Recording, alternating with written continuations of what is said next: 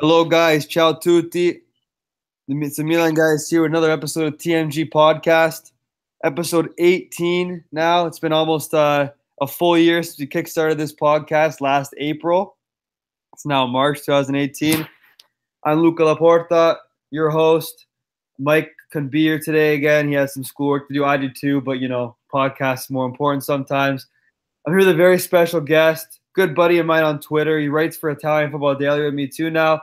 Christian Aquino, finally Aquino on Twitter. Christian, how's it going, man? Yeah, I'm very well, thank you. I'm very happy to be here.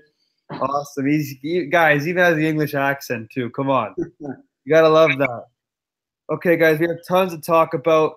As in the description, we can talk about Gattuso's work, the 13-game win streak that was unfortunately ended last Thursday in Europa League. However, we haven't lost in is it 6 Serie A games, or I think it's 6. Yeah, very well could be 6. 7, or maybe, I don't know, something like that. We our streak that we have since our loss to Atalanta, the Europa League in the huge match against Arsenal in London on Thursday. The Champions League race. Now we've made ourselves a part of that now with our great streak. Andre Silva's first Serie A goal yesterday. What a goal it was, too, to get us 3 points against Genoa. Tons to talk about today, and some of the Mercato news. I guess the fast-forwarded Mercato news with Pepe Reina, or Jose Reina, Pepe Reina, Stric, and Key from Swansea. So we'll get started right away. Yesterday's game, Milan-Genoa, 1-0. Going to be honest with you guys, in the first half, we didn't look good at all. We looked pretty scattered, unorganized. Kalinic had a chance. He put it, actually, Penny made a nice save. But, we didn't create too much. Genoa had a couple decent chances, but nothing. It was kind of a boring half. In the second half, the Milan were actually all over them, but we couldn't really get through. It's always tough to play, at the Ferrari Stadium because, it's Genoa always usually beats us. They beat us 3-0 last year. They beat us 1-0 the year before that. I'm pretty sure our last win there against them was when Kazuki Honda scored, I think. Remember that game? I do, actually. That was a while ago. It was when he scored. It was like I think he nutmegged the last defender, and I don't know. It was great, a nice goal, but I think that was one of his first Milan goals too. Yeah, it took him a while. So that was our last time we beat Genoa. So it's not an easy place to play, honestly. So to get 3 points there with Gattuso too, God's plan, it's huge. Yeah, I don't think it was the best performance. No, but the Milan of Montella and the Milan of last year and the year before, we would have lost that game, as we did. Of course. Gattuso, he's come in. He's really done a great job, and we didn't play well, and we're still winning. And it's something that Juventus have managed to do. Absolutely. The best part of 6 years, and look where they are. So it's an important win for us. I definitely agree. And the big thing here is in sports in general, good teams find a way to win. Yeah. And you have to win ugly sometimes. That's the reality of it. You look at Juve. There's countless games that they beat Cagliari 2-1. They squeaked by Hellas Verona. Like, there's games like that where, hey, they squeak by them, but in the end, all that matters is what's happening in the table, what's happening with results. And that's even related to Montella's Milan at the beginning of the season. Sure, we were the better team in a lot of the games. Did we get the results? No, and that was the main goal, getting the results. The result is all that matters. Juventus have never really played the best football in Italy. Absolutely. But they've always usually been there or thereabouts most of the time because they've always found a way to win. And you can say the same for Manchester United as well in England. Never really played the greatest of football, but they always found a way. And ultimately, the teams that usually play the best football don't always come out on top. Especially Jose Mourinho's football. His style of football is, if you want to call it a style, it's more of it's more of a defense first and don't really attack. And yeah, but on Saturday against Liverpool, when they actually came out and played, they won 2-1. Yeah, but then again, they still kind of got dominated in possession and whatnot. Yeah. But again, you just got to win. You got to take wins. You got to take them when Here's the thing with that match, right? I don't think Milan deserved to lose that match, but I don't think we deserve the win either. Like, I think if it was 0-0, it would have been a fair result. I think Genoa probably should have gotten a draw out of that game. Yeah, definitely. Like, I think a 0-0 would have been a fair result to take out of it. And I kind of, by the 85th minute, I kind of accepted it. Okay, like, especially because in the second half, we dominated possession. We were all over them, right? So we didn't really do anything with the ball, though. No, we didn't. But Genoa didn't play in our half at all in the second half. They had that disallowed goal, though, didn't they? They did it. So did we. Yeah, but ours, I knew it was offside when it went in. But when Genoa's went in, I thought that they had gone one up, and I was. So did I. But hey, grazie VAR. Forza VAR. Lazio can say what they want, but we need it. It was the right call, though. The VAR did get the right call on it. Yeah. But, you gotta take the breaks when you get it, right? We're lucky that the guy was one step offside. But decision wouldn't have happened. So I don't know. But the biggest story of that match, no matter how he played, Andre Silva, a guy who has the quality. We know he has the quality, and he's struggled to adapt to the Serie A. And to be fair to him, it's not like he's missed 10 sitters or anything like that. These opportunities just haven't really came. They haven't really. And to be fair, too, the minutes he's got in Serie A, when we're up 1-0 with 10 minutes left and he comes on, the chances of him scoring are slim to none. So but for the fact of the memes, the Interisti on Twitter saying, "Oh, Andre Silva 0 goals." Ciao, thank you, see you later. Done with those now. I'm happy. I'm happy for Andre. He's the Portuguese golden boy. Ronaldo said that when he's gone, he's going to be the guy to lead them. So when we signed him, I was quite happy because I watched a few Porto games and he looked a good player, and I thought he's a little bit greedy, but he can be worked on as he's only young. And he looked quite impressive in the Europa League games, but I thought the real test will be Italy. Yeah. But obviously, the first few months, I thought he'll get his goal. He's not really getting the time. The team's a bit of a mess. But then when it got to about November, December, that's when I was a bit worried because I thought, well, we've paid 40 million for this guy and he can't score. That's the problem. And it just seems like he just got a little bit unlucky too because like it's not like he misses. Like, it's not like I can't even count any chances that it's like, wow, he really should have scored that. Like, he's had a couple decent chances, but he didn't miss any sitters. He didn't miss any howlers. You know what I mean? Like, he doesn't really have any clear cut chances. Kalinic has had, for example. Yeah, Kalinic has had a few that he hasn't scored. But and he got like some garbage minutes too, right? Like when you get subbed on in garbage time like that, when you're just trying to defend a lead, the chances of you scoring, like, it's just not going to happen. You know what I mean? Yeah, especially in some of the games where he's been brought on for the last couple of minutes. Exactly, right? Defending the game. He's got to try and chase after a long ball, but it's not going to happen for him. No, and then the game he started was the derby. Like, you know how hard it is to score in a derby di Milan? And I didn't think he did too badly in that game either. He hit the post. He hit the post in that game. Yeah, and to be fair, that's when Skriniar was at his best form of the season, and he did fairly well against Skriniar. Yeah, exactly. Andre Silva, he has the quality. I know he does. I saw him. And I'm not going to try to tell you I watched the Portuguese league or anything like that. However, I do remember Porto in the Champions League, and I saw Andre Silva. He has 4 or 5 goals in the Champions League, and which is impressive for Porto. Oh no, exactly, and he has the quality, and I think, and I always been saying, I think he's going to explode sometime soon. He's only going to get better. For sure. He's so young too. Yeah, and I mean, at the national team, he learns from Cristiano as well. Who's one of the course. Yeah. That's only going to help him. That's what the famous Regis Stability said on Twitter. Oh yeah, that guy. He said that Andre Silva has had a few one-on-ones with Ronaldo would have to have a sharp mentality or something like that. I don't know what he said, but I know you're a big fan of Regis Stability.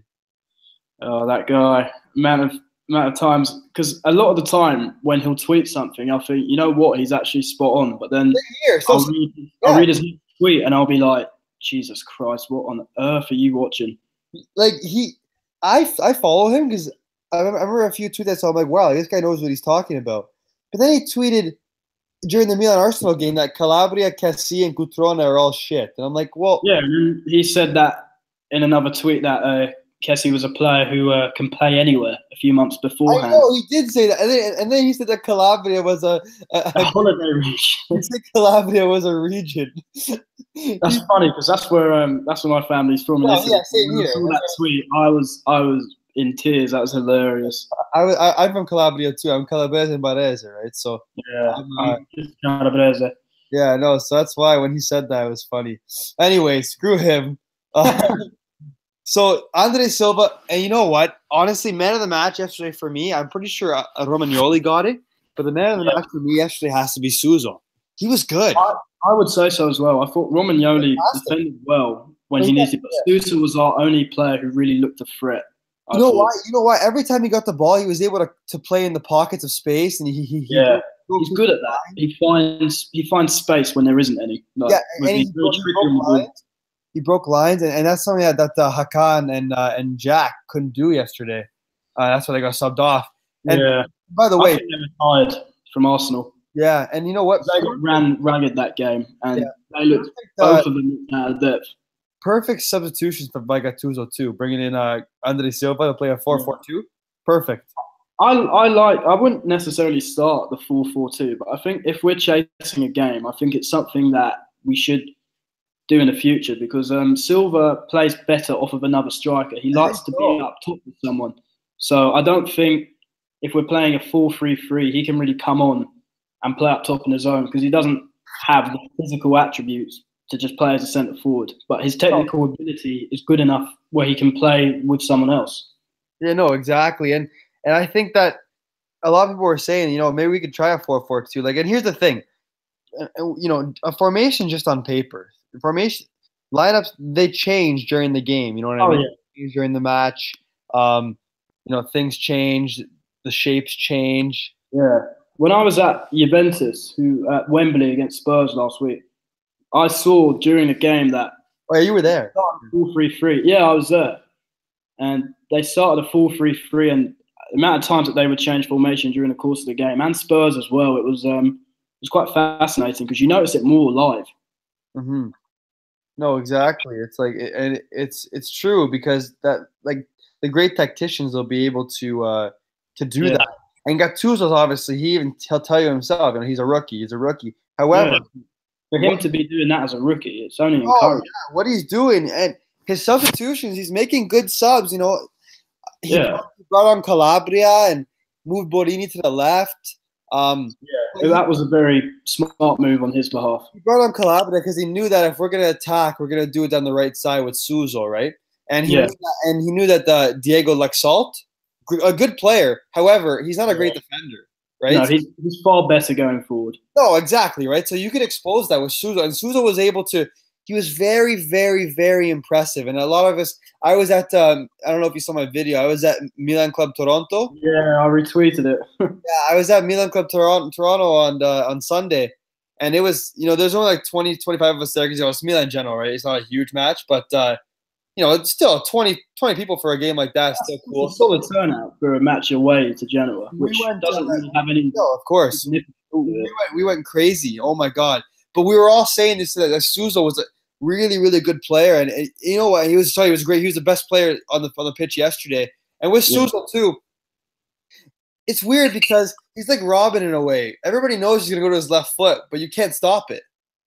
Yeah, he always finds a way to cut inside, and defenders can't do anything with it. Here's the thing, though. Sometimes he does go on his right foot. I can see it, and you know, because I've watched him for so long, I can tell when he's gonna go on his right foot or not.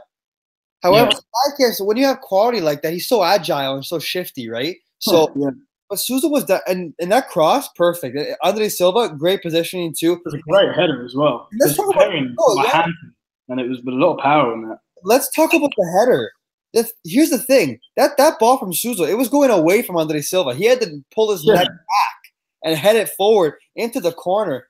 And to me, when a player can head the ball like that, it just shows me they have some quality. They have some technical ability. Yeah, I think I've always noticed from him, he's been pretty good in the air. And he has the technical. You know, fun fact if you didn't know, Andre Silva, he grew up as a midfielder. Oh wow! Yeah, I Never don't knew. know if you knew that or not, but he was in Porto's youth academy as a midfielder, and they moved him to center forward a couple of years ago, and he Yeah, works in that role. So that means as a midfielder, you're naturally good with the ball. yeah. I think he could play just behind the striker as well. Can play because like Coutron is like not that I'm comparing. I don't like making comparisons to absolute Yeah, legend. but However, like it reminds me of to make a Inzaghi. comparison in like style of play, he's like Inzaghi, as in he doesn't have the most technical ability. Yeah. However, he's a hard worker. He makes penetrating runs and he finds the space to make the run in. And he's like a player that like Inzaghi could play in front of like Ibrahimovic kind of thing. He's someone. Yeah, they play well with another striker up top. No, exactly. So you know what I'm thinking that a 4-4-2 could work. A few guys tweeted today that I follow that they wouldn't mind seeing a 4-4-2 in London on Thursday. I disagree with that. I don't know. I don't know if you we lost last week. The 4-3 has been working for us. You know what I mean? If it ain't broke, you don't fix it, kind of thing. I just thought last week. I didn't think we were going to win. All jokes aside that I made on the platform, I knew we would lose probably 2 or 3-0. And we lost 2-0. Yeah, which was of course disappointing, but I was more annoyed at the performance of the players than the result. No, exactly. And the problem with that performance was, here's the thing. We came out in the first 10 minutes firing. We had 3 corners back to back. I thought we should have probably scored in the first 10 minutes. Yeah, Jack missed a chance. Coutinho missed a good chance as well. That's just inexperience that you can put that to. He messed up there. I feel bad for him. He messed up. He really did. He wanted to get it with his toe. I understand what he was trying to do, but it just didn't work out for him. What are you gonna do? But we could have had a penalty if Çalhanoğlu went down. Hakan, you wanted to be too honest, right? Yeah, but I think at these type of games, I would have gone down. Yeah, no, I would have went down too. And I know we shouldn't be in the game of football in calcio. We shouldn't be awarding. We shouldn't be awarding players like us for diving. However, like that's the reality of it. You just have to go down. It just depends what part of the world you go to, because from a continental point of view, diving is obviously, especially here in England, it's something that is very frowned upon because it is effectively cheating. Because Dele Alli's built up quite a bad reputation. But here's the thing, because he's a talented player. Here's the thing. It's tactical though, because think about it. Like you know, like Bonucci, right? He's the master. Think about it. He gets the ball in his own half. He's in a tight space. He's kind of in a pickle. He feels pressure on his shoulder, goes down. Ref gives him the call. Yeah. Here's the thing. It's tactical because the smart defenders can do that. And I played high school, for football with my friend. I played on the team. Yeah. I was center forward. I went down a couple times. Yeah, we all do. I think diving is a part of the game that perhaps in South America, if you do it to win a penalty, it's seen as well done. You trick the opponent and you've earned a penalty because you've tricked them.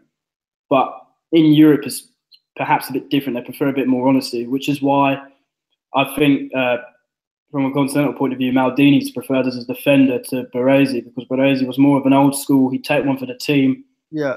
Whereas Maldini was more of a fair player. Yeah, no, I see what you mean.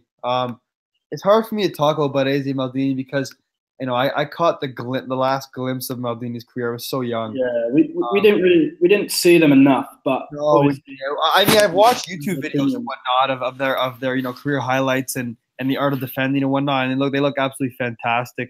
I just think highlights can't judge a player, because I could go and make highlights of Kalinic and make him look like Messi. But anyways, Andre Silva, great goal. Great huge 3 points in the Champions League race. Unfortunately, that start with Montella killed us. If the season started in 2018, we'd be up there for first with Gattuso. I think with Montella, I think it got to the point where he probably should have been sacked a bit earlier because we drew 0-0 with Torino. Yeah. Which another manager had come in.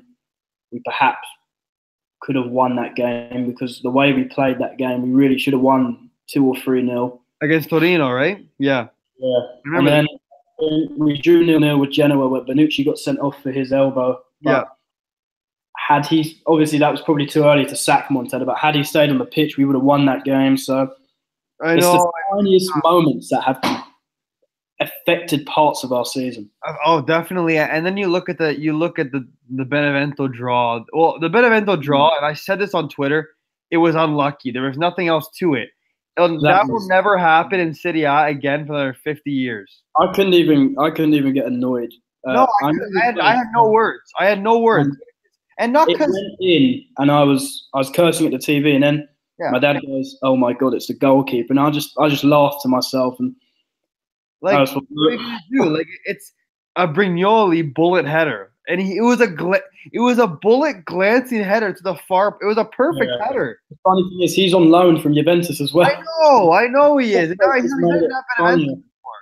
not at Benevento anymore. Yeah, But it's games like that. And then you look at the game against Hellas Verona, 3-0. It was terrible that game. When we should have scored them. We should have scored in the first half, but we didn't, and they scored 3. It was annoying because we beaten them 3-0 in the Coppa Italia in the week. Yeah, and we played in second gear. Yeah, went to the league game and we were away, and really now we would win that game comfortably, but we capitulated there. I don't know what went wrong there, but I think Gattuso got his selection a bit wrong that day. He did. I think Montolivo and Bidia together. He was still working with the team. That's the thing. But now when he started working with the team and he got them play in the in the philosophy that he wants them to play in. Yeah, gotten the result, and he's gotten the team working for him and working for each other. And it's it's actually like I actually like watching the team now. We have ideas, and here's the thing: I like seeing a team with ideas, and we do have ideas.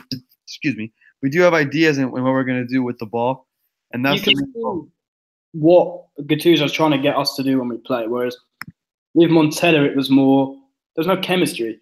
No, players would be out of position. There'd be no one would really know what their role was. Yeah, well, the problem is you get to the final third and there'd be no movement under Gattuso. You can tell what he wants everyone to do, and everyone is pretty much understanding their roles. Yeah, what the problem is too, though. Like in every coach, every coach has a shelf life. Every coach, like a coach in every sport, is hired to be fired. You know what I mean? Yeah. Like a coach never lasts forever unless circumstances like Alex Ferguson, whatever. But like a coach usually is hired to do a job and then be fired, right? They're gonna get fired at one point. Yeah, the way the modern game is as well. There's managers come. It's a cycle. Managers come in 3, 4, 5 years if you're lucky, and then they get fired or they go elsewhere. And football now is your long-term project's about 5 years, and then you have to start again. Yeah, and the thing is though, it's like it's one of those things where it's like you either die as a hero or you live long enough to become a villain. Yeah, it's like and Montella did a great job with the team last year, but it is his show. I thought he did a phenomenal job. Yeah, great, and I supported him, but like he just had to be gone. Like nothing personal, but like it just had to be. It just had to be done. So let's move on. I don't want to talk about that anymore. But I do want to talk about Gattuso, and a big thing with him is he's picking a consistent lineup, and this is huge. Yes. This is something we didn't do last season. We couldn't do in the beginning of this season either. Here's the thing. I know when we go to J Stadium or Lane's Arena, whatever the heck they call it these days. When we go to Torino in 2 weeks to play Juventus, I know what our lineup's going to be if everybody's healthy. Oh yeah, unless there is I know it's going to be Calabria, Bonucci, Romagnoli, Rodriguez, Castibilia, Bonaventura, Hakan, Cutrone, Suso. I know it's going to be that. And these guys get used to playing with each other, and they know what they're trying to do. And they all understand how each other play. That way. And as a fan, you know where the ball's going. You know what they're going to do, right? You know exactly what's going to happen. That's you want. You don't want them to have no idea. That's the main goal, right? So it's good to see that. And Gattuso, I love him. He's Calabrese. He's a Paisano. I love. He's crazy. But the fact that he has a team playing hard for him, playing hard, he's letting them know what it means to actually play for the Crest. So, you know what? He keeps getting these results. I want to bring him back on a long-term contract. Yeah, I think. And some guys in the but since he's come in, his ideas have been clear because we started that 3 at the back under Montella. That was a nightmare. And Gattuso still had it in place. And after that 2-0 defeat to Rijeka in the you know what, the final game, that was a heavily rotated team. But he said he saw nothing that he liked about it, and he changed it to the 4-3-3. And then we floored. It took a few games to adapt, but since then it's worked out. The only game where it's really let us down was the Arsenal game, but there's other factors. Yeah, I think we killed ourselves against Arsenal though. We were just really bad. I think there's a few reasons. I think one of the main ones is that Ozil. I mean, on form, yes, we're better than Arsenal, but if you look at the players they've got, they are a better team, and they have Wenger who knows how to get a result because he's been there for so long. And look, they've been in the Champions League for the best part of the last, well, what is it?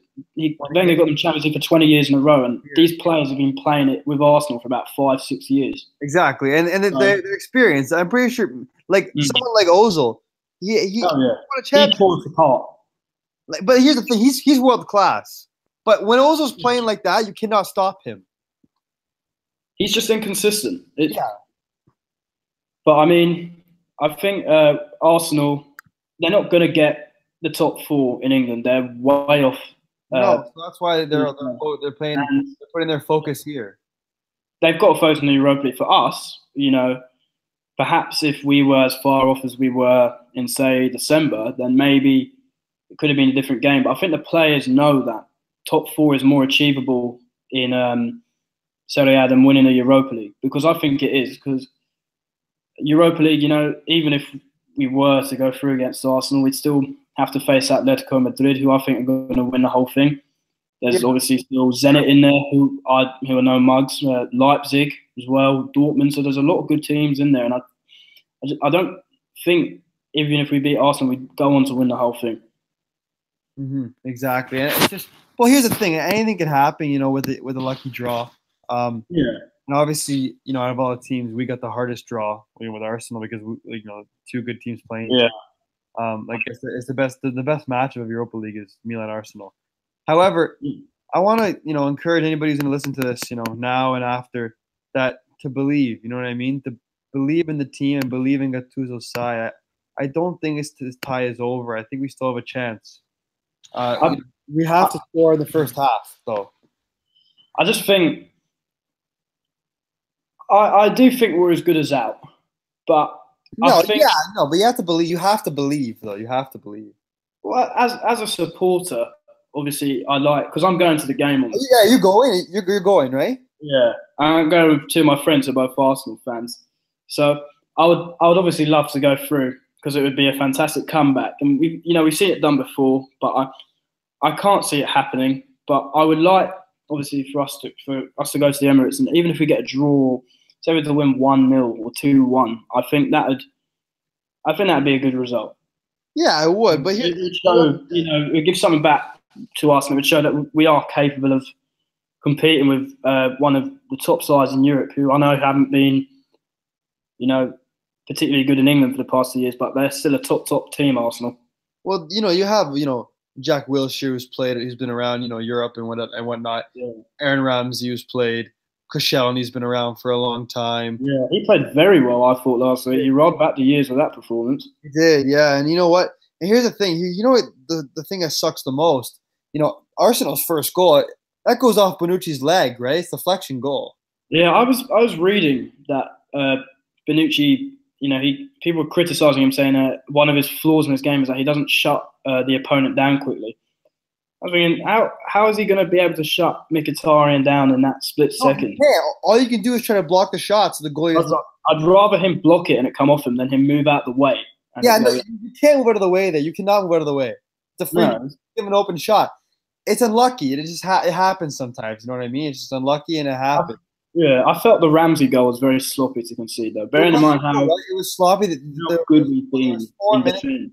It was 4 minutes at a time on the halftime. It seemed like the players were just waiting for halftime, and it was one of those ones that if it was 1-0, it'd be fair play. It'd be game on. If it was 1-0, we'd our chances. Yeah, if it was 1-0 and we were going to the Emirates, I'd say that there would be a slight chance we could get an away goal. But 2-0 half time, I thought, well, we've got to play out for 0-0 in the second half because I knew we weren't going to score. No, yeah, no, I and the fact of the matter is, in the second half, we enjoyed all the possession of the ball, and we had the most, quote unquote, chances, and we controlled the play. The thing that we have to do is in the first half, after the first 10 minutes at San Siro on Thursday, we controlled the play for the first 10 minutes, and then we let them control it. We let them play their game. Yeah, exactly. Yeah, we let them play their game.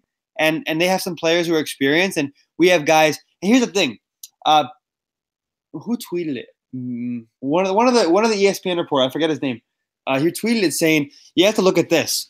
7 or 6 out of 11 guys on Milan's starting lineup, or 7 of the guys are 25 and under. Yeah, I think it was Paolo Bandini that might have tweeted. Oh, yeah, Bandini, yeah. But sorry, I drew a blank. Bandini. I've actually met him. Oh yeah, he seems a good guy. He knows his stuff. Oh yeah. Is he English?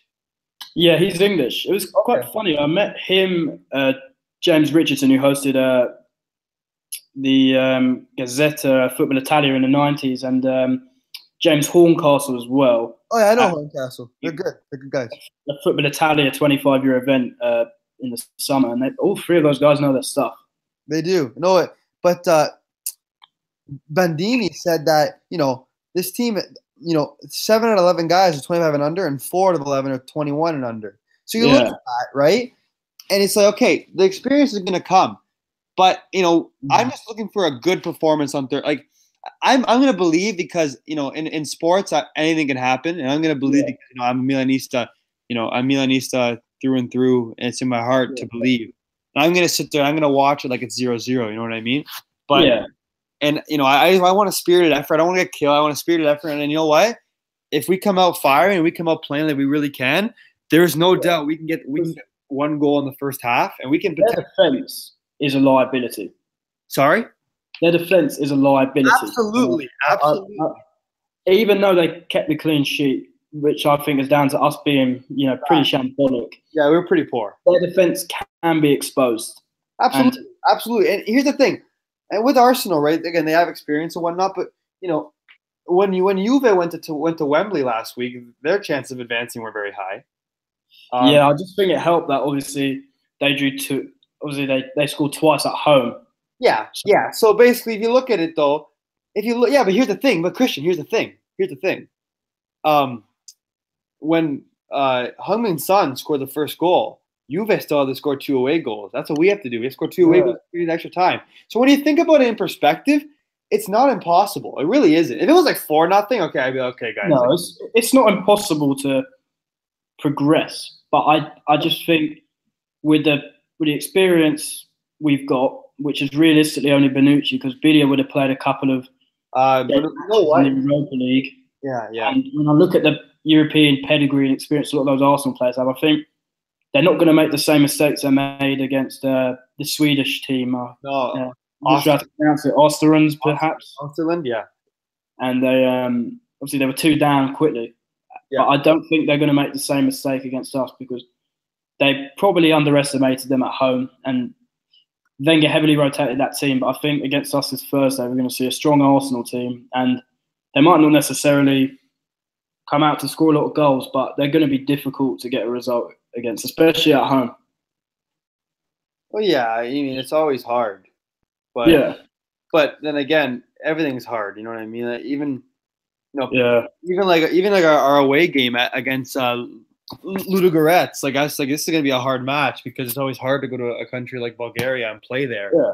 But everything's hard, but we gotta be up for the challenge, right? I've got a little bit of hope as a Milan supporter, but obviously you can always believe in your team to get the result. But I think it'll be unlikely, but I hope I'm wrong. Yeah, no, exactly. Anything can happen. I just got a DM from a friend, Lorenzo. and he said, like, Mkhitaryan's goal was deflected. Jack had 3 shots that stayed out. Anything could happen. And he said that he just said in a DM that if we score that first goal, that pressure is all on Arsenal. They're going to be really pressured. Their defense usually when they concede one, a lot of the time they might concede another one like a short while after. Yeah, it's all momentum, right?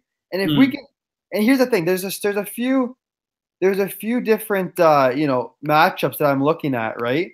There's Suso versus Kolasinac, right? Yeah.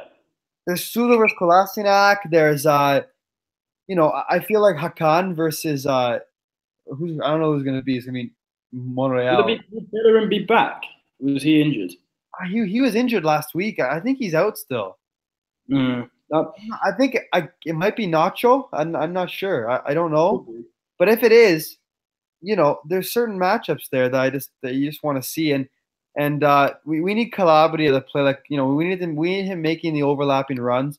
And, I think he looked a bit out of depth, but he did pick up a knock quite early on, didn't he? Yeah, but he came on Sunday, so it was okay. But we also need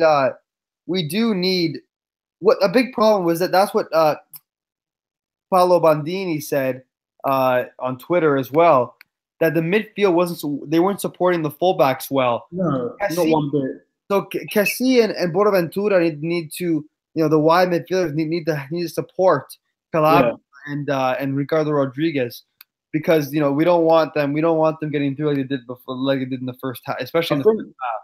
My Rodriguez, I thought, has been an okay signing. I think going forward he's great and he's got a great delivery on him, but I just think defensively he's a bit of a liability. He's not got a lot of pace either, which means that the best teams, if they know a fullback's not got a lot of pace, they'll put a supporting midfielder to come back and help, which is really what didn't happen on Thursday and hasn't happened a lot of times this season. But it shows that the squad still is getting used to each other.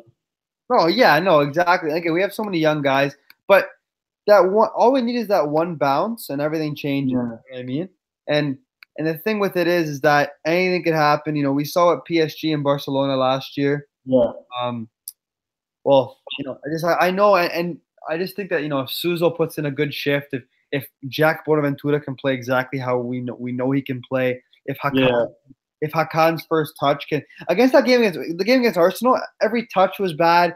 Cassie had a few bad passes. I just thought none of them really looked up to it. I tweeted it too. I said usually I can pick one guy who was good. I can't even pick one guy who was great. So I think Donnarumma played quite well. No, he was good. Yeah, he was good. It's a bit different for a goalkeeper because they can still play well and the team can concede 3 or 4 goals that they could not save and they can still have a good game. You're right.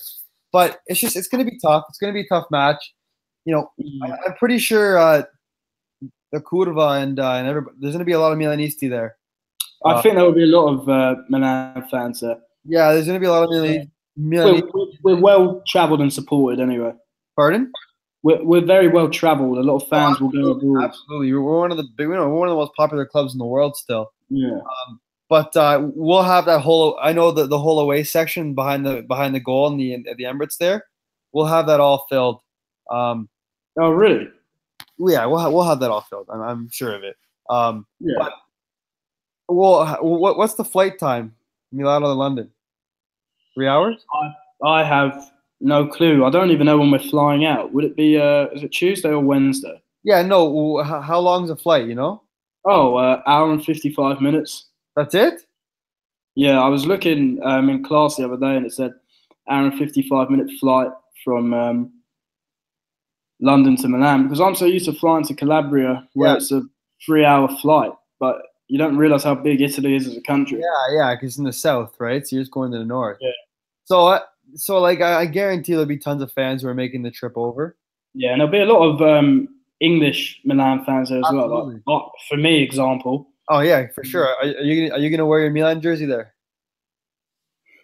I was thinking about this because I went to the Spurs Juve game, and I'm sitting with my mates who are obviously Arsenal fans, and when I was at the Spurs Juve game, there was a lot of Juventus fans in our section, and not all of them were Italian, but it was starting to kick off, especially in front of us by where my dad was sitting. But where me and my mother were sitting, there was a lot of Juventus fans around. So as the goals were going in, we were kind of just sat there like, well, obviously we'd rather Juventus win, but we can't do anything. But the fans are starting to get quite heated, so I'll probably have a top on, but I'm not going to show it off or anything because I'd rather not get in any altercation if we pull off a miracle of sorts. I don't know. No, you can't. No, that's a beta male mentality. Come on.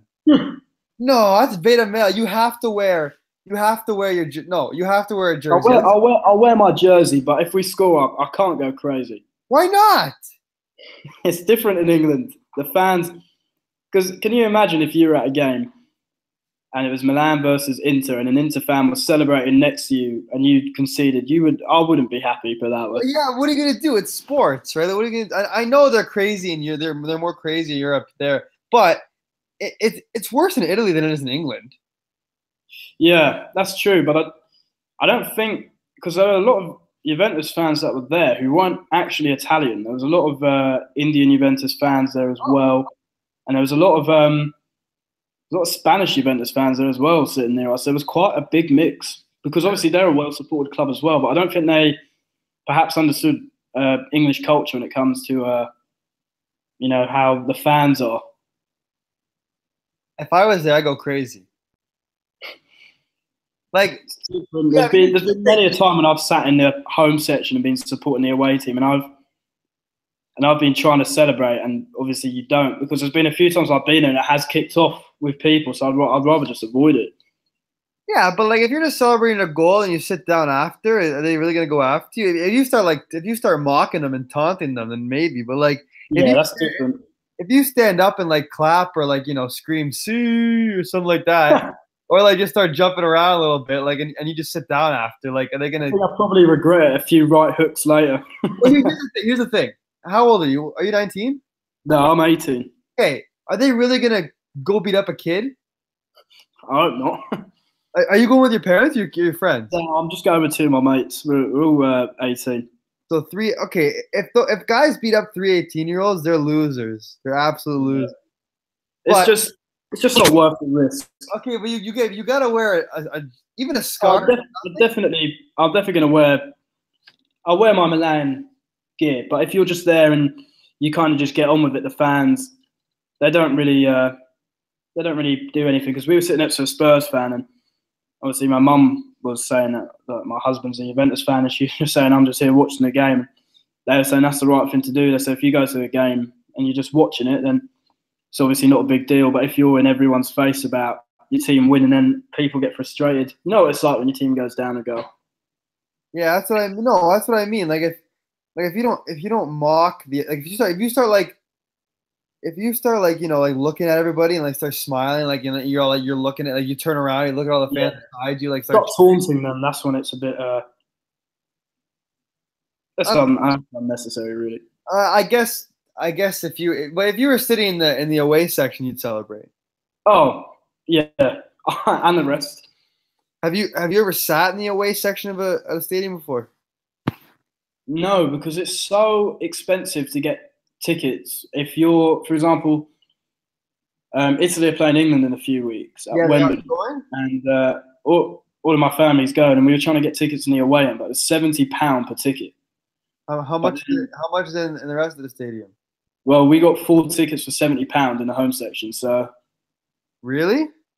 Yeah, because it's an international friendly. But I was speaking to my dad, and I was saying, we were both saying there's no point going in the away section because it's not really a big game. We don't even know what kind of a team is going to be put out there. Well, like, are you going to wear your Azzurri shirt there? Yeah, I probably will because it's an international friendly, and it's a lot more friendly, light-hearted. You know, it's friendly too. It's just a friendly. No one really cares. Well, to be fair, the English don't like Italians that much. Yeah, not particularly. The English national team and the commentators and everything, they don't like Italy that much. It's very backwards with the English pundits. I mean, a lot of them do know their stuff, you know, but the main ones that are on the TV the most are very backwards with their views. They're very biased too. Obviously, they're going to be biased because of national pride, but you've got to put your national pride to one side because a lot of the time these guys come out with the most ridiculous comments, and I'm there thinking, how can you even say that? No, yeah, like you're on TV to be a football expert, and you're coming out with comments like that. For example, Ray Wilkins said Seville would be a relegation team in England. Is he serious? Yeah, he was dead serious. So even though they held Liverpool to 2 draws in the group stage, and they drew at home to United. And they won 2 Europa Leagues too. It's just very backwards there, because as soon as Spurs got the 2-2 draw away to Juventus, obviously, I said I think Juventus will go through because they got Dybala back, but they're underdogs and it's not going to be easy, which I thought was quite a fair thing to say. And a lot of the English pundits were saying, Spurs, they're pretty much through. You know, they're very reactionary, and I just think they got to be more open, because a lot of it gives the English game a bad name. No, yeah. So just to move on to the matchup, Lorenzo D, he sent me a message again saying, in the 2007 Champions League, we tied Bayern 2-2, and then we won 2-0 away to Bayern.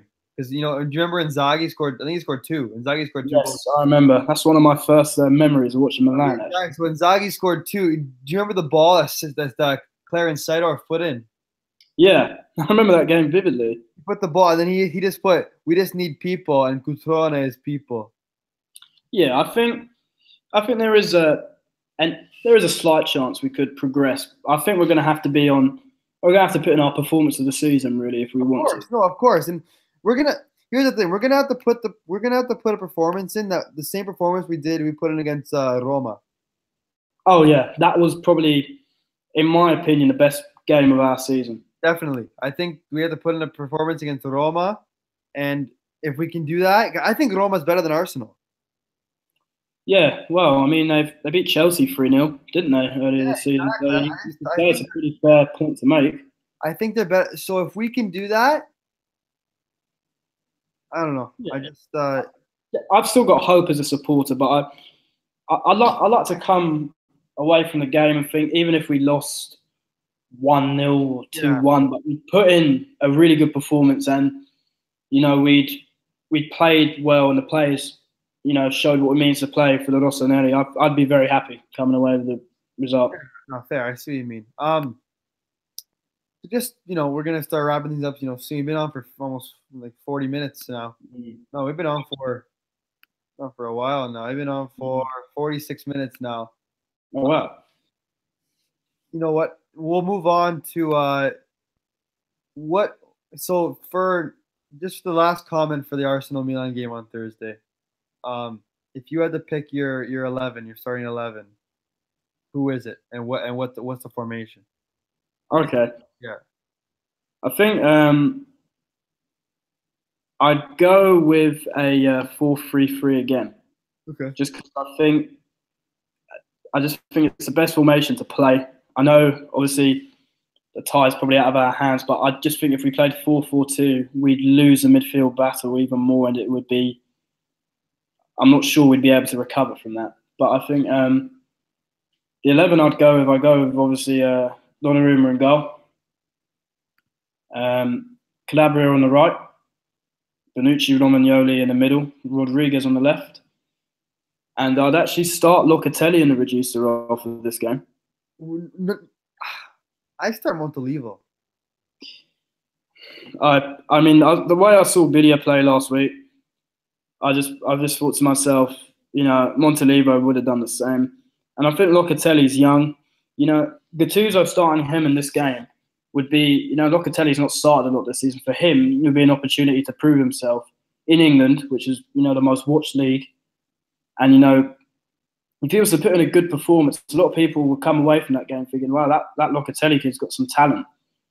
And I think, starting him in a game like this so young, we're not, we are behind, and the chances of us going through are quite low. So why not give him a chance to play in such a game against such high quality opponent?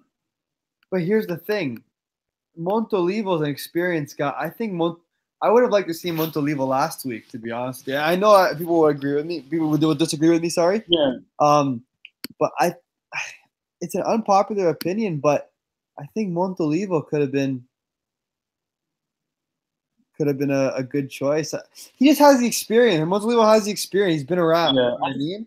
Biglia can't play 2 games in a week. Well, no. Well, here's the thing with Biglia, right? Lucas Biglia has been pretty good over the last few months.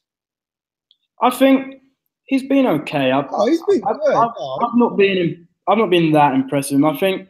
I think his vision on the ball and his passing ability for a Regista, I don't think it's particularly great. I think he plays a lot of sideways and backwards passes, and I just think when we signed him, a lot of Milan fans were saying he's the best Regista in the league, and I never agreed with that. I always thought he was a decent player, but I just don't think, bearing in mind he was meant to be an experienced signing, he's really shown his quality. But that's just me. Yeah. Well, he looked pretty good against like Lazio, against Roma. You know what I mean? He looked pretty good against just inconsistency. Well, yeah, but the thing with Biglia is he's pretty calm on the ball. He's calm.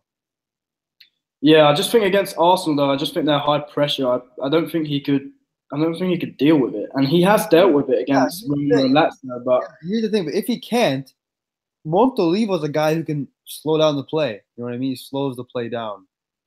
I just don't think for the game against Arsenal, Montolivo now is the right man to start. I think Locatelli's a bit more. The way he plays is very English. He's very physical. He gets stuck in. He's kind of a no-nonsense player. He's quite an old-school player in his approach. It's stuck in. I love it. And I think, with Kessie and Bonaventura around him, which are the other two I'd start, because, who else, realistically speaking, are you going to start? I think if they play to the top of their game, especially Kessie and Locatelli physically, it would be quite a good battle with the Arsenal midfielders. Interesting. That's an interesting opinion.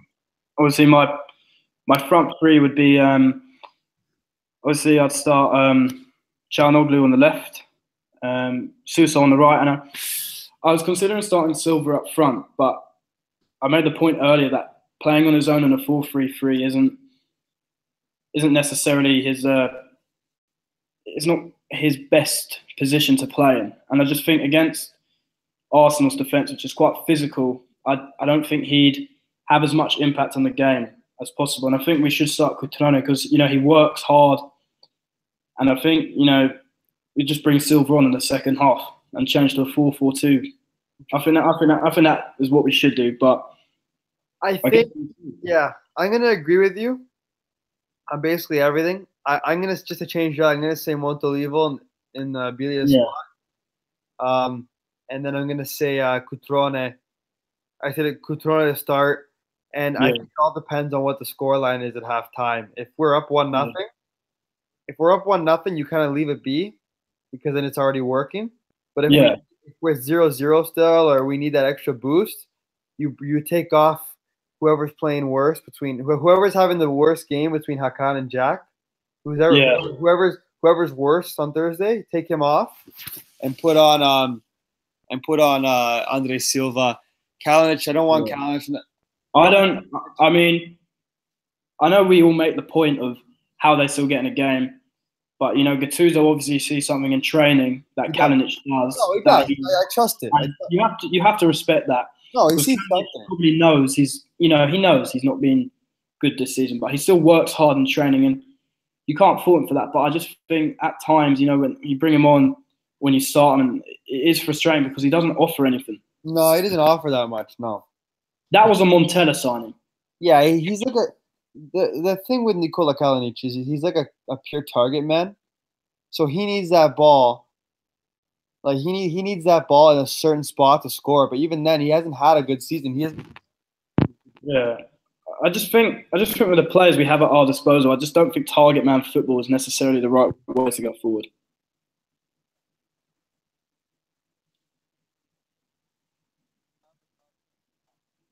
But I do think Kalinic, he has shown quality at Fiorentina. So when we signed him, I thought, okay, that's an all right signing. But I was never particularly happy when we announced him. And, his performances this season have just not been good enough at all.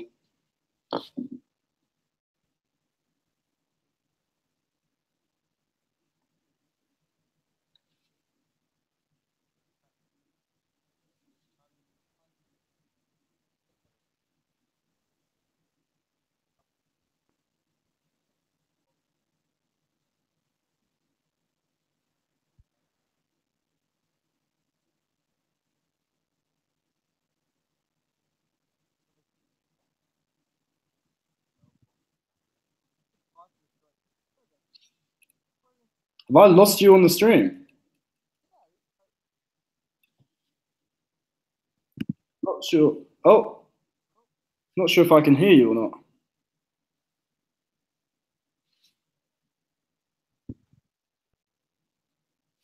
There's something.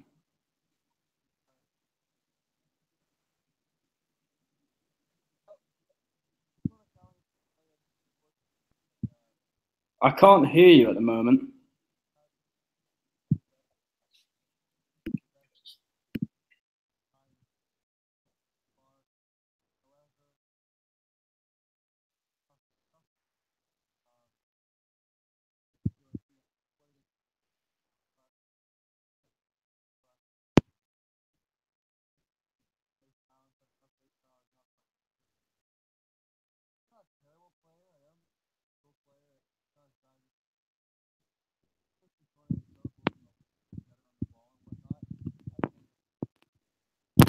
I think he's the guy that has to go. That has to be, the starter, Cutrone or even Andre Silva. I don't know. We'll see. But I don't know. Christian, are you here? I think your mic's muted. Unmute your mic on the top. Yeah, I'm back now. I had some difficulties hearing you, and then Okay, no worries. That's sorry weird. about that. No worries. That's weird. I don't know. I'm not too sure. Yeah. Can you hear me now? Yes, I hear you loud and clear. Could you hear me when I was talking about Kalinic? I caught the last end of you saying he's not the guy, but the rest of that I couldn't hear anything. I just had muffled I words. was saying that he did score, against Juventus both times last season, and he scored against Milan at San Siro last season with Chiesa. He scored a hat trick as well against Inter, didn't he? Inter, I think that was the year before. Oh yeah, perhaps. Yeah, but But he can score goals, and he scored 2 goals against Udinese for us, and it hasn't been a season that he won or he wants to remember. It's definitely a season. I'd rather him not be there next year. I think cash in. Yeah, probably. I think that'd probably be the best thing to do. I think we do need a proven striker at the club, someone who's going to be able to get us 20 plus goals. Because Cutrone is very young, and Silva is very young. They can learn from someone. If you roll with Cutrone, Andre Silva, and bring in like someone like Mario Balotelli on a free, what about that? I think of all the available strikers out there, who are the most realistic ones, I think Balotelli would probably be him, and I would say Immobile, but obviously that's not going to happen. They'd be my 2 choices. But I love Balotelli, so I'd love him. I'd love him back. He's one of my favorite players. But I fell in love with him in 2012. One of my favorite players. Yeah. I always obviously when he was at Inter, I knew he was young, but then he came to England and he was at City, so that's when I really started liking him because he was one of the first Italian players, of course, to play in England, and that I saw and remembered. No, of course. Yeah. Yeah, no, but it'll be interesting to see what lineup Gattuso goes for. We'll probably hear in the next days what the probable lineup is in training and whatnot. But yeah, to end off, we'll talk about one last thing. A lot of Mercato talk lately. Yes. So we, according to Sky, and which is the most reliable in my eyes, they said today that Jose Pepe Reina had a secret medical for Milan today. He stayed in Milano with his family after the game against Inter yesterday. Yeah. So I'm gonna assume that his deal's all but done, essentially. Yeah. He's basically signed. He's gonna be the backup. Apparently, he wants to be the second fiddle to. I hope he's the backup. He is. There's no way that if Donnarumma's leaving for 80 million this summer, 70 million, there's no way we're gonna replace him with a free transfer. It doesn't. Well, I just think if Donnarumma goes, which I still have a gut feeling he will. No, I don't think so. And I just think the wages that Reina's on, I know it's been reported that he's happy to be second fiddle, but I don't know how reliable that is. That's just me. I hope it's just all me being a conspiracy, but I hope Donnarumma stays. I think he's gonna stay. I think he's like I think he's like emotionally attached to this team again. I think he really is because I think Yeah. with Gattuso too. I hope Gattuso talks and says, "Listen, Gigio, leaving Milan would be the biggest mistake of your career." Oh, it will. If he leaves Milan now and goes, because he's going to go abroad, Yeah, I think we'll see a kind of Verratti problem where yeah, in a few years he'll be very good, and then he'll just drop off. yeah. No, I look at the goalkeepers we've got. especially because his family lives in Milano. He's been with Milan for like many years now, and as a youngster, I know he's Yeah, from Napoli and whatnot, but he's getting paid high wages. It's not like he's getting screwed over. He has yeah. I a mean, nice why contract. would you leave for like the money he's on? No, Like, exactly, and ridiculous. yeah, you're in your home in Italy. Like I don't know, it is. I think he's gonna stay, but Pepe Reina, if he's gonna be a backup, I'll take it any day of the week. He'll play. Oh yeah, me too. He's good enough he's good enough to be a starter at some places, Pepe Reina. So Yeah, he's not the goalkeeper he once was, and you know he's not great, but I mean for a backup goalkeeper to have him and obviously Donnarumma's older brother Antonio, it's not bad because I just don't think Antonio or Serrari are the best players to have as backup goalkeepers. So I think having Reina there is quite a good option. To be fair, Antonio Donnarumma put a masterclass performance in against Inter in the Coppa Italia. Yeah, he did. I remember. He made a few nice saves. I couldn't believe it when Serrari pulled out, and I thought, Yeah, he was injured in warm up, right?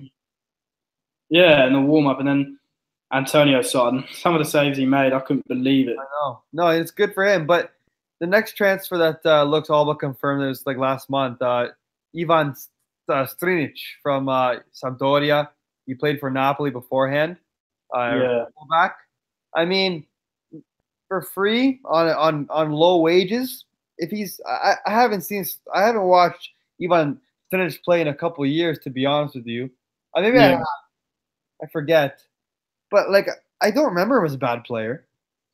The only thing is, I was seeing this debate on Twitter, and I saw a lot of Milan fans saying, I don't mind Strinic being signed as a backup for Rodriguez. But then I saw Nesta tackle. Yeah, Julian. And he said, good account. Julian was making the point that if you look at teams like Juventus and you look at their backup players, they are good enough to be starters.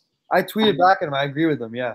I completely agree with that because I think if you've got players in the team and they're thinking, oh no, I could lose my place in the starting lineup here, every single week they're going to give their all.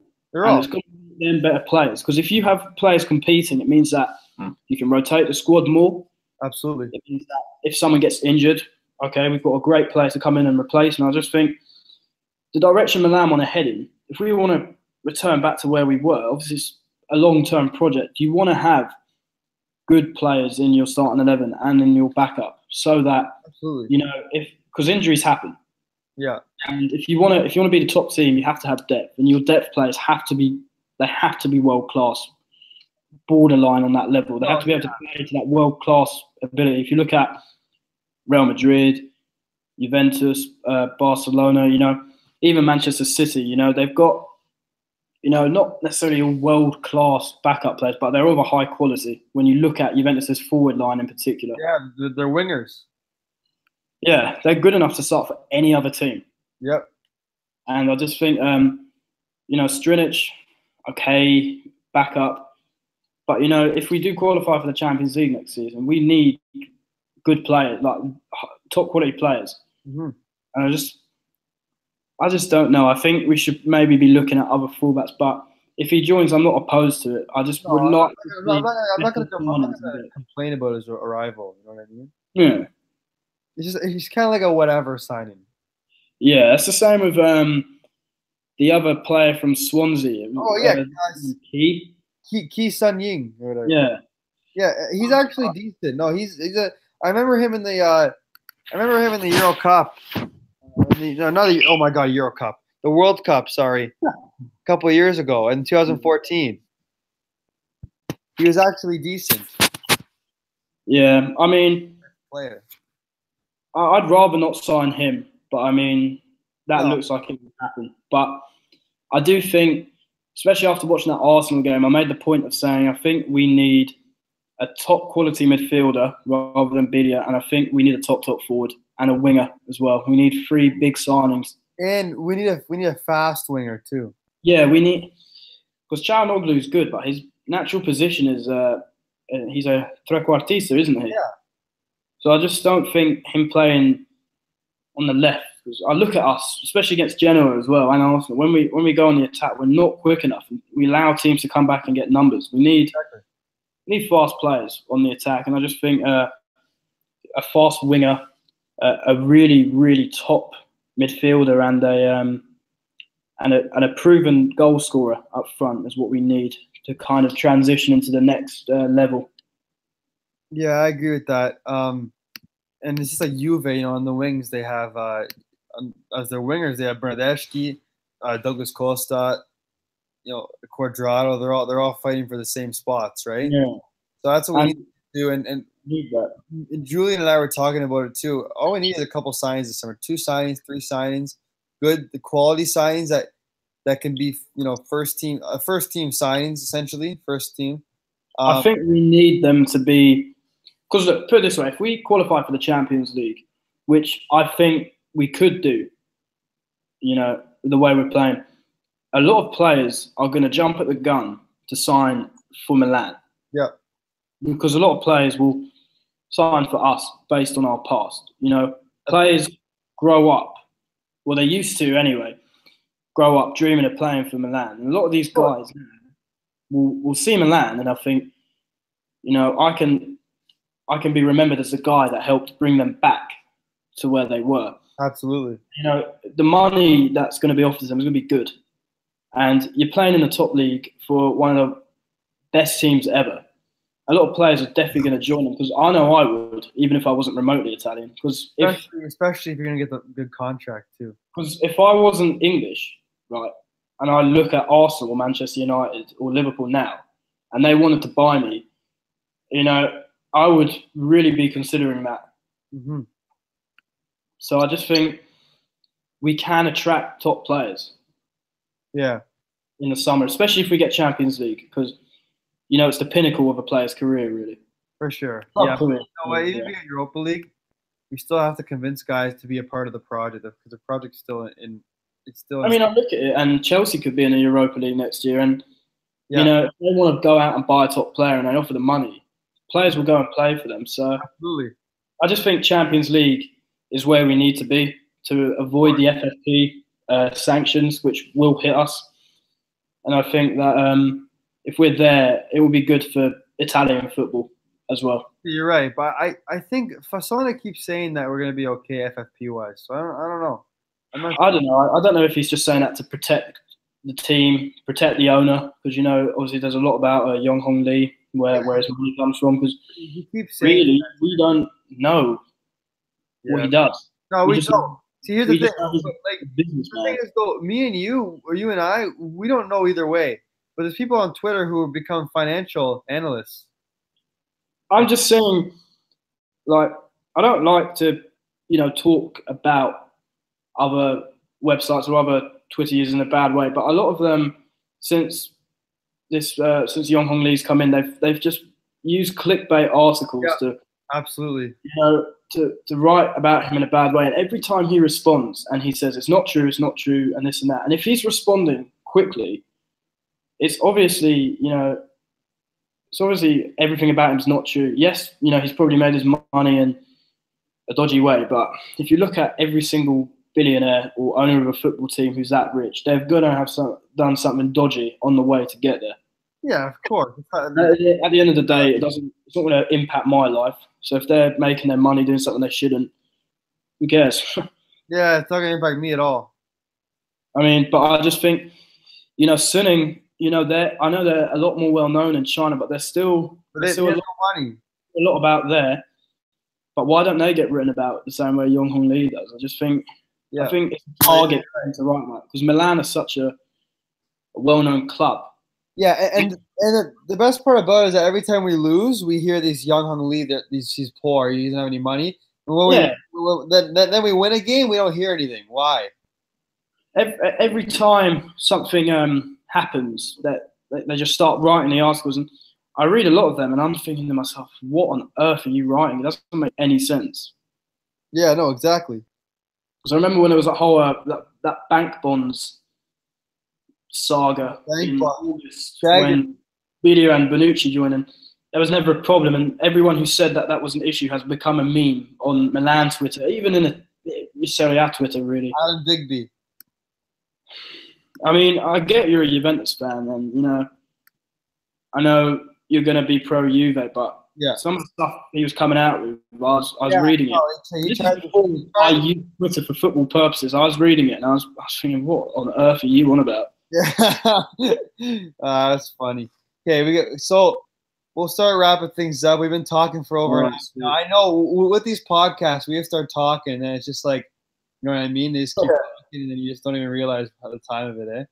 They're a great way to communicate, though. Absolutely. You know, TheMilanGuys podcast is going to be in April. It's going to be a year since we made it.